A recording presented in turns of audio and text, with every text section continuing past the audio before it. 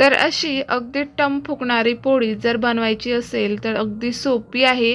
मी खूप प्रकारे ट्राय केलं पण काही होत नव्हतं, पण तुम्हाला दाखवण्यासाठी ही खास एक ट्रिक आहे। तर मी आता नेहमीप्रमाणे असं बनवते आणि एकदम नरमही राहते ही पोळी। तर चला बघूया कशी बनवायची। तर अगदी साधी सोपी ट्रिक आहे। तर मी कणिक घेतलेली आहे 7 ते 8 पोळ्या बनवण्यासाठी। तर त्यामध्ये थोडंसं मीठ घालावं। नेहमी आपण थोडं मीठ घालावं जेणेकरून पोळी अगदी चविष्ट लागते आणि मुलंही खातात। तर छोटे मुलं असले तर तेल लावून सुद्धा खाता, म्हणजे त्याच्यामुळे चविष्ट लागते आणि खाण्यालाही टेस्ट लागते। सुक्या भाजीसोबत तर मिठाची पोळी खूपच छान लागते। तर मीठ नेहमी घालावं पोळीमध्ये। तर मी आता थोडं थोडं पाणी टाकून अगदी नॉर्मल अशी भिजवून घेते, जसं रोज आपण कणिक मळतो त्याप्रमाणे ही कणिक मळून घ्यायची आहे। तर तुम्ही बघू शकता कणिक मी मळून घेतलेली आहे आणि थोडंसं तेल टाकून घेतलं आहे।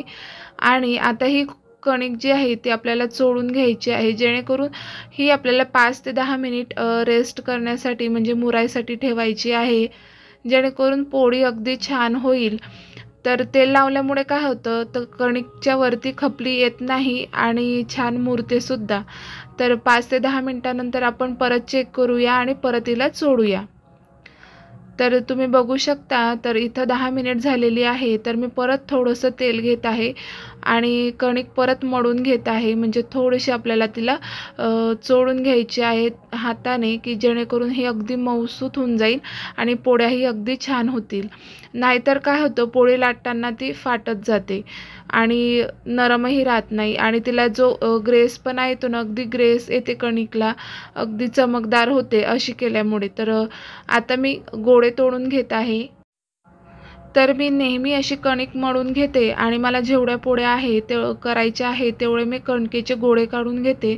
तर तुम्ही बघू शकता मी एक छोटासा गोळा घेतला आहे, त्याला सुद्धा अगदी गोल गोल असा बनवून घेतला आहे। तर आता मी 4 पोळी बनवत आहे, तर यासाठी थोडंसं मी लाटून घेत आहे पीठ लावून। तर तुम्ही बघू शकता अशा प्रकारे आपल्याला लाटून घ्यायचं आहे, जर तुम्हाला 4 पोळी जर करायची असली तर। तर आजचा व्हिडिओ आवडला असेल तर चॅनलला नक्की सबस्क्राईब करा आणि या व्हिडिओला लाईक करा, शेअर करा आणि असाच सपोर्ट तुमचा माझ्यासोबत राहू द्या, जेणेकरून आपले छान छान व्हिडिओ येतील आणि तुमच्या सपोर्टमुळे मी अजूनही उत्स्फूर्तपणे व्हिडिओ बनवते आणि छान छान नवीन काहीतरी घेऊन येण्याचा प्रयत्न करते। तर बघा इथं 4 पोळीची जी चाकी आहे ती बनवून झालेली आहे। तर इथं मी पीठ लावून घेतलेलं आहे आणि हळूहळू लाटून घेत आहे आणि मी गॅसवरती तवा ठेवून तापायला सुद्धा ठेवलेला आहे। तर तुम्ही बघू शकता पोळी अगदी झटपट लाटून झालेली आहे। तर हिला आपण तव्यावरती घालून घेऊया। तर पोळी टाकल्यानंतर मी गॅस मोठा केलेला आहे, जेणेकरून झटपट पोळी व्हावी। तर थोडं कॅमेरा हलत आहे, ॲडजस्ट करताना ओट्यावरती थोडं हलत जातो कॅमेरा। तर आपण एक साईडने पलटून घ्यायचे आहे आणि जे कच्चं तेल घेतलेलं आहे ते मी सराट्याच्या साहाय्याने लावत आहे। अगदी कमी प्रमाणामध्ये अशा प्रकारे आपण पोळीला तेल लावू शकतो। अगदी थोडं तेल अगदी पूर्ण पोळीला लावून होतं। तर तुम्ही बघू शकता आपली 4 पोळी बनवली, तेही सुद्धा अगदी छान फुगते, पण हिचं अगदी काठोकाठ फुगत नाही। तर मी तुम्हाला अजून एक दुसरी ट्रिक सांगणार आहे, त्यासाठी तुम्ही व्हिडिओ शेवटपर्यंत बघा। अगदी काठोकाठ अशी ही पोळी फुगणार आहे आणि त्यासोबत एक सोपीशी ट्रिकसुद्धा सांगणार आहे। तर बघू शकता आणि तेल लावल्यामुळे काय होतं, पोळी अगदी नरम राहते आणि खायलाही डब्यामध्ये जर दिली तर ती चविष्ट लागते। तर तुम्ही बघू शकता मी परत अजून एक 4 पोळी बनवली, तर ती कशी फुगते ते सुद्धा तुम्ही बघा। तर मी नेहमीप्रमाणे अशाच पोळ्या बनवत होती, 4 पोळी करत होती, जेणेकरून त्या नरमही राहत होत्या। पण प्रश्न असा होता की त्या अगदी काठोकाठ फुगत नव्हत्या। तर आणि मुलांना कसं फुगलेली पोळी अशीच आवडते। तर माझा प्रयत्न होता की मी ही अगदी टम अशी फुगलेली पोळी मला बनवायची होती, जेणेकरून माझ्या मुलांना खायला खूप आवडेल। तर तुम्हाला अजून एक मी ट्रिक सांगणार आहे, तर तुम्ही नक्की शेवटपर्यंत बघा। मी परत सांगते आहे तुम्हाला। आणि आजचा व्हिडिओ आवडला तर लाईक, शेअर आणि चॅनलला सबस्क्राईब करायला विसरू नका।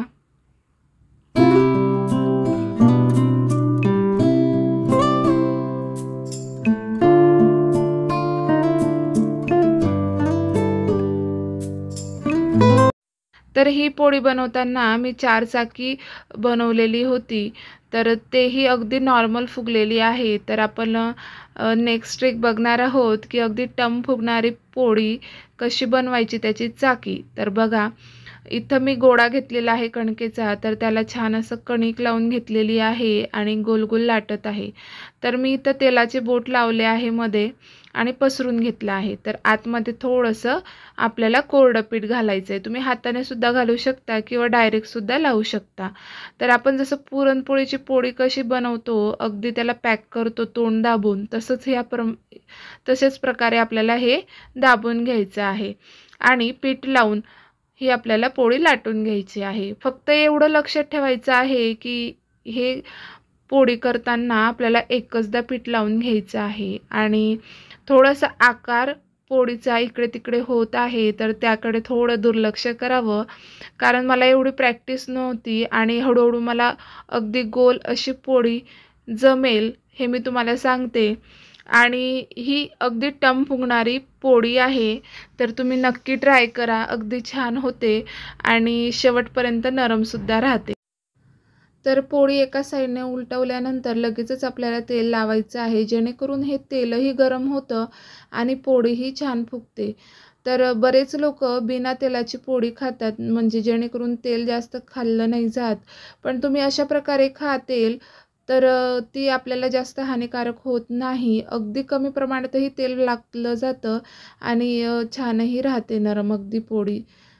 तर तुम्ही बघू शकता की ती टम्म अशी फुगलेली आहे आपली पोळी. तर अशाच प्रकारे मी सगळ्या पोळ्या बनवून घेतल्या टमटम फुगणाऱ्या. तर माझ्या मुलीला तर खूपच आवडलं हे अशा पोळ्या बनवलेल्या. तर तुम्हाला कसा वाटला आजचा व्हिडिओ, तर ते मला कमेंट करून नक्की सांगा.